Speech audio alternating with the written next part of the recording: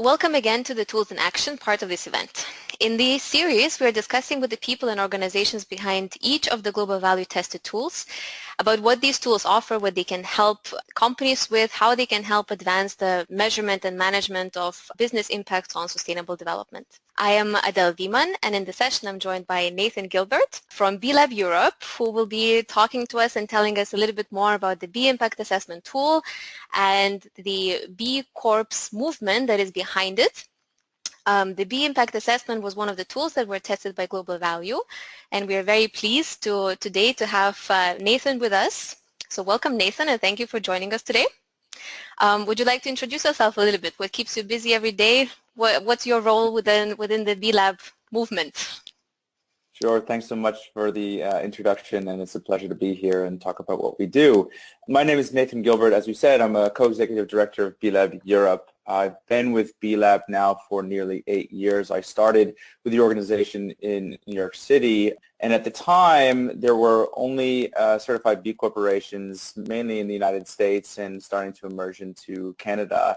And we'll talk about what a B Corp is later on, but this was always designed to be something that was global, a global community, a global movement of entrepreneurs using business as a force for good.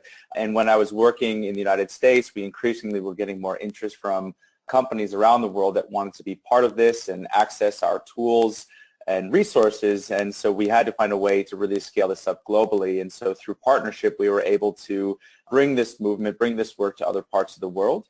And it was in 2015 that our European partners asked me to come over and help run the operations for our work based out of Amsterdam.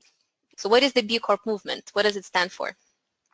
B Corps are part of a much broader movement. If you look out in the world today, it's very easy to recognize that our capitalist system isn't working. It's broken.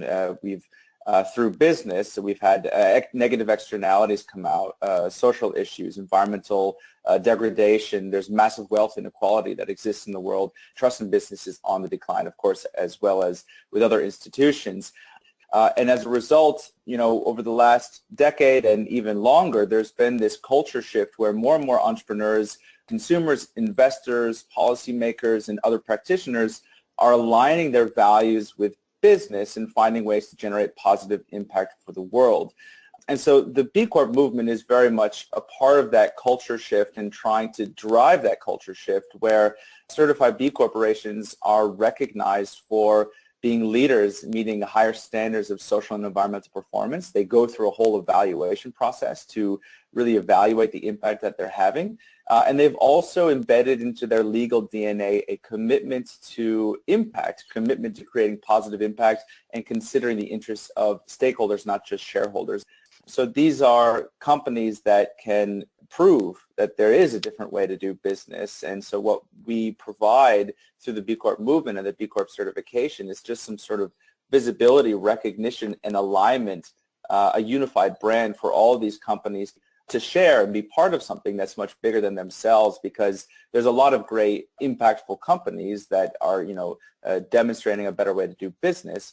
But if they're acting alone, how much impact can they achieve? And so the idea with the movement is that we need to work together because we can do so much more together than we ever could do apart. There are now over 2,200 certified B corporations in over 50 different countries.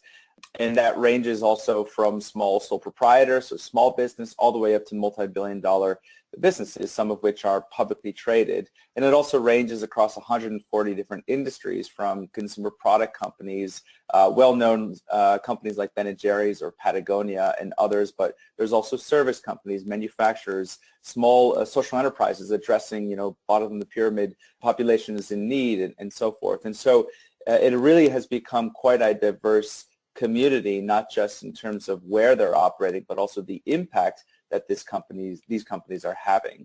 And I'm proud to say that there are now more B corporations outside of the United States than in the United States, even though the majority, or I would say the United States still has the single largest community of any one country, but that shift in terms of this becoming more global and this certification, this community really starting to take off in other parts of the world is continuing to increase. And here in Europe, we have over 400 companies, and that's really on the rise, and really excited to be a part of that. So if we start talking about the B impact assessment, what role the B impact assessment has in this B Corp movement? Sure. The B Impact Assessment is essentially the backbone of our work. It is what drives the certification. It's the set of comprehensive performance standards that allows us to truly evaluate the whole of the business. It's a free and confidential web-based tool, so anybody can access it. You don't have to necessarily pursue certification to use this tool. And so what we've developed is an evaluative tool looking at the whole of the business, but it also serves as an educational tool that helps companies interpret and improve their performance. You know, we have, as I said earlier, 2,200 certified B corporations, all that have gone through this assessment tool, but we have over 50,000 users of the B Impact Assessment. And when I talked to our theory of change earlier, this is not just about building a community of leaders, but rather trying to engage with all business to measure what matters and start on that journey. And so we believe that the B Impact Assessment is a really easy, starting point for companies that aren't quite there yet or need to start somewhere, like, get on the journey. But in terms of what we see in the impact assessment, there are 5 main sections. We look at governance, workers, community, environments, and customers. And in those 5 different impact areas, you have a lot of different subsections. So within governance, for instance, we look at corporate governance or accountability and transparency. Within workers, how do you treat and engage your employees? What's benefits compensation like? Is there a worker ownership, for instance? Within community, how are you engaging at the local level? How do you engage with your suppliers? What's the diversity of the workforce? Do you do any charitable giving? Environment, how are you managing your environmental footprint? And then, a lot of those sections are more related to the operations of the business. So we look at operational impact in terms of practices and policies, but we also look at whether or not a company has an impact business model, which is trying to better assess the specific design of the company around creating positive outcomes for different stakeholders. And we examine that by intensity, intentionality, and systems of measurement and management. So all companies that go through the assessment must be evaluated in all these different impact areas. But you can imagine not all companies are doing well or excelling in everything. Most companies are doing well in 1 or 2 areas. And so the idea is that we will still then be exposing these companies to opportunities for improvement. We really expose companies to all these different ways that they can benefit different stakeholders, and companies will accumulate points for everything that they are doing. So it's really a positive-based assessment. You're rewarded for the things that you are doing, and you're not penalized for things that you're not doing. And within that space, that's where we really try to showcase those opportunities for improvement. Rather than penalize you for doing something, we'd rather encourage you to figure out a way if you can or cannot make some change within the business. How would you say that the B Impact Assessment is different to other sustainability assessment tools that are out there? Well, there's a lot of comparability, and that's intentional. We want to make sure that the B Impact Assessment is aligned with a lot of the other sustainability reporting frameworks and standards that are out there. One of the big differences, though, is that ours is evaluative. So we actually apply judgment, and we give you a score to see what is good, better, best. A lot of the other reporting frameworks is just merely disclosure. And so while there's alignment on the KPIs, they don't necessarily tell you whether that's good, better, best. And our assessment tries to do that and tries to be more informational, informative, and educational. The other thing is by being comprehensive, we're really moving beyond looking at product standards or industry standards. And so we're not going to reinvent the wheel and try to create some sort of organic set of standards within our assessment, but rather we're going to leverage all of the great work that's been done in that space and say, well, do you have a product that's certified as organic? And if so, great, show us the documentation. We don't need to recreate that, and so we can leverage a lot of great work that exists in some of the other standards and frameworks that are out there. So who would you say, is a target user of the B Impact Assessment? Who is the person that should be interested in this? What do you see happening? Who is most attracted to using it as a not necessarily as a certification, but also as a self-assessment and a learning tool? Yeah, I mean, certainly I would say a lot of the companies that are already more or less aligned in this space are attracted to this, and they may have already developed their own sustainability reporting or have gone off on and looked at other sustainability standards, or are now just starting the process of having some sort of third-party evaluation of their impact. So those companies that are already aligned do find value in this, and certainly not only just value in the assessment process, but also value in the certification. They want to be a leader. They want to be in the forefront and really be an advocate for change and inspire other companies to follow in their footsteps. And also a lot of the interest in the early days came from the social enterprise space. I mean, these are companies that truly have mission at the core of the company. That's why they set up to operate, was to address some sort of social and or environmental issue. And now increasingly we're seeing companies that might not necessarily have mission at its core or are designed to benefit a certain stakeholder, but are maybe more a traditional company and thinking about how to integrate sustainability into their performance and potentially even look into some impact business models that can help shape the business. And so they see the B Impact assessment as that roadmap to really start thinking more about sustainability, as you said, across from A to Z, and everything in between. And so I think they find value in that experience and being exposed to that can help shape their business, identify improvements. But also I think they are really keen to pull out learnings from a lot of the other businesses that have also been on this journey or have certified where they can learn from. So I would say that it's definitely the leaders that are interested in this, increasingly more and more mainstream business and also increasingly larger business, multinationals. So how do you really decide and choose of what is important, what is more or less important within the B Impact assessment? Who decides that and how? Well, it's an iterative process too, and it's going to be evolving as time goes on. But in terms of the governance of the standards, it's first of all not me who decides. We actually have a standards advisory council that oversees and governs the set of standards that go into the impact assessment. And this standards advisory council is made up of experts, thought leaders, practitioners from all of the different relevant impact areas, and they're the ones who can help us shape the assessment. They guide us to where it should go, and so they're the ones who are really responsible for the rigor and the content that goes into it. But it's not just them. It's not just a group of individuals sitting in a closed conference room that are deciding, how do we best evaluate good companies.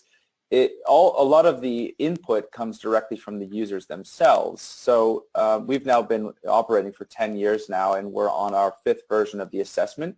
Every 2 years we release a new version with the support of that Standards Advisory Council. But in the process, we actually are collecting feedback directly from the companies that are taking the assessment, because they can leave feedback next to every single question. And so they can tell us, this question is not relevant, or you're applying too much weight on this type of question, or it might be better if you ask it in a different way because that might apply to our business better.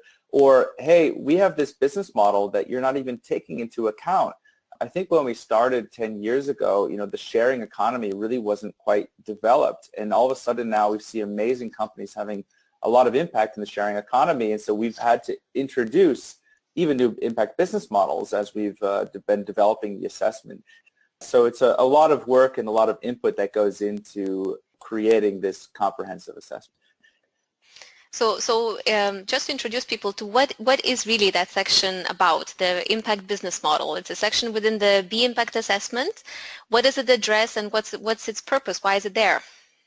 The idea is that it's not just operational impact that a company can have. What we've seen is that many companies are specifically designed to address a core issue, and benefit a stakeholder, whether it's the environment or an underserved population or something else. And so what we've identified and what's layered throughout the impact assessment are about a dozen or so different types of impact business models of ways that companies are generating that impact. So we've tried to frame it out and bucket them into these different impact categories. So for instance, in the worker section, there's a worker impact business model that looks at employee ownership.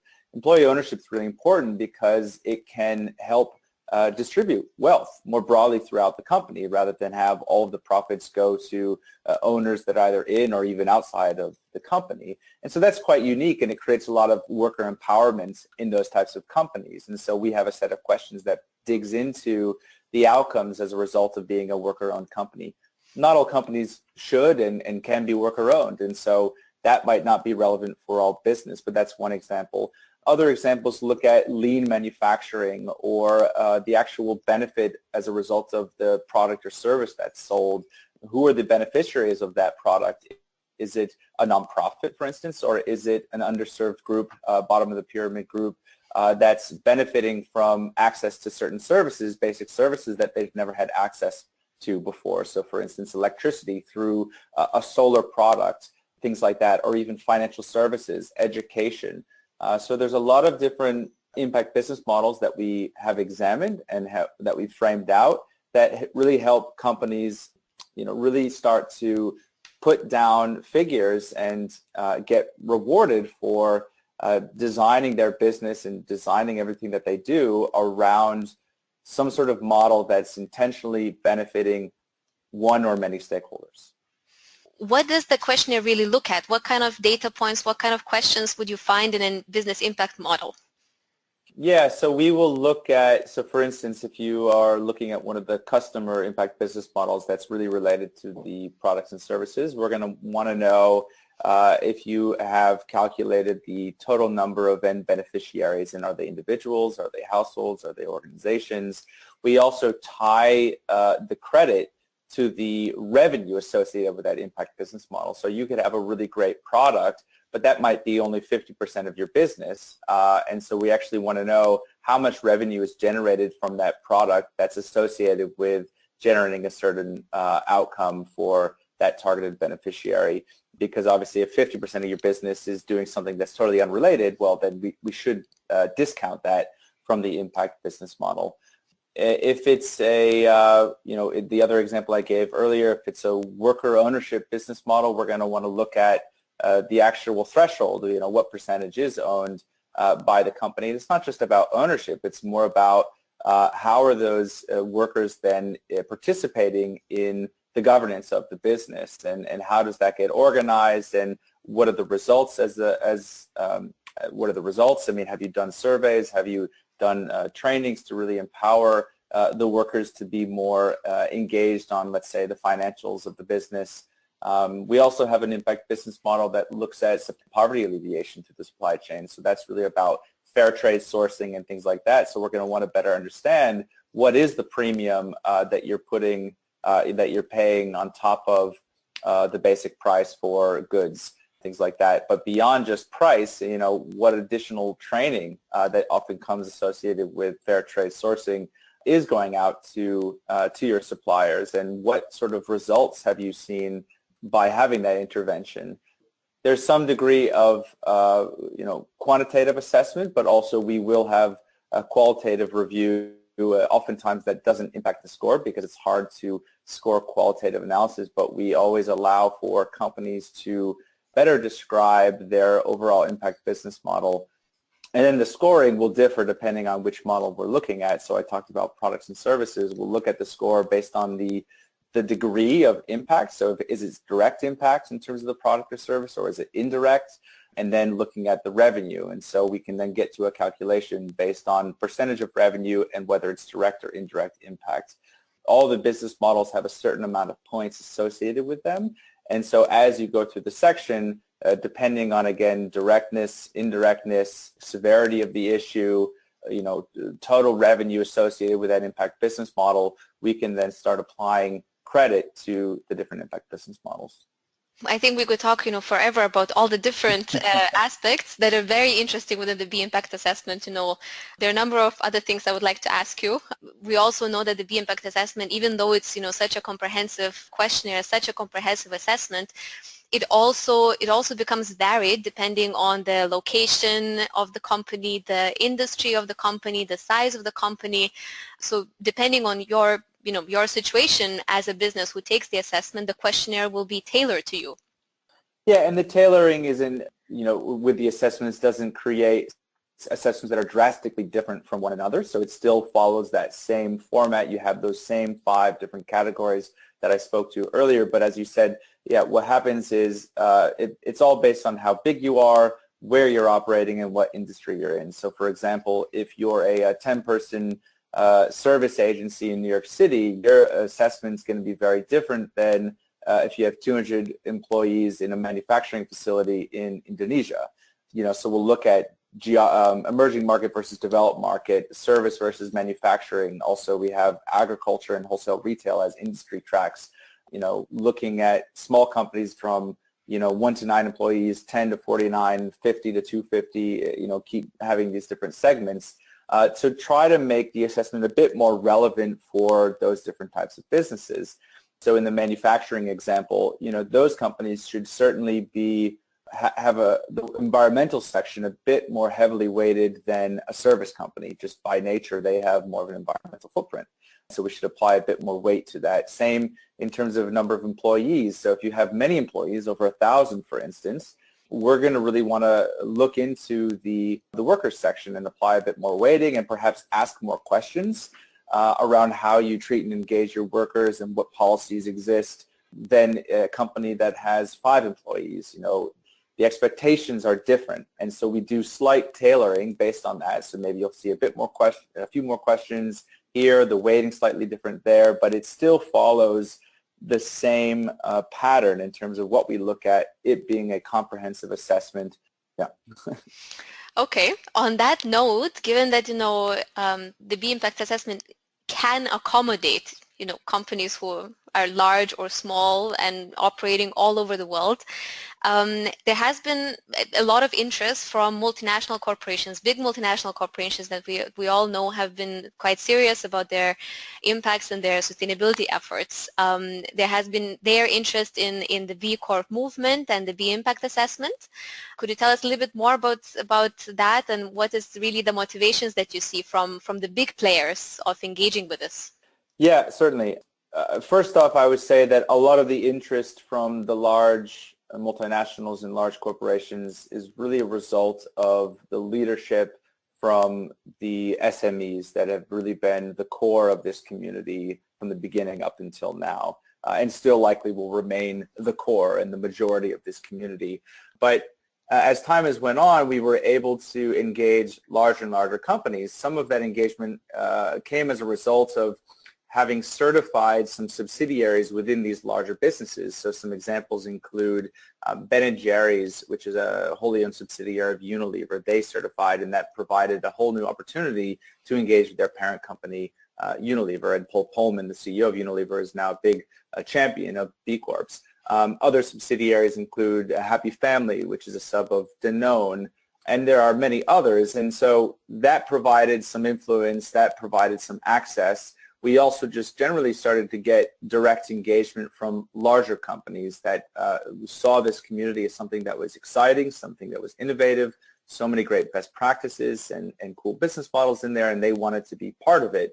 So we've certified some companies that are also now publicly traded. So for instance, Laureate Education, which is a certified B Corp and Delaware Public Benefit Corporation, and had an IPO as a benefit corp and is now publicly traded on the NASDAQ. Also, Natura Cosmetics, a Brazilian company, is traded on the Brazilian exchange doing natural cosmetics, mostly in Brazil, but increasingly is a global company. And then we've been able to engage with some of the really big companies of the world. Unilever I mentioned, but also Danone. Danone is quite engaged with us right now. Emmanuel Faber, the CEO, is very much inspired by the B Corp movement and sees this as a community that he feels resonates with Danone, and also is very much connected to Danone's mission. And Danone has for a long time had a dual purpose, which goes back many decades. And so they've always been operating like this. And I think what they see is that the innovation of B Corp and all that comes with it really kind of create some practicalities to their values and their way of operating. And so they're on this journey. Danone is not certified yet, but Emmanuel Faber did say at their most recent shareholder meeting that he is committing to certifying all of Danone. Now, that will take some time, but they're making progress. They've actually certified already some subsidiaries within the company. Also, they made an acquisition in the United States, acquiring Lightwave, which is a big company in the organic space. And as they brought their North American business together under a single entity, they then registered that entity as a Delaware public benefit corporation. And so that was a significant step, and it now has created the largest benefit corporation in the world. I think it's $3 billion in turnover, and they're committing to certify that entity by 2020.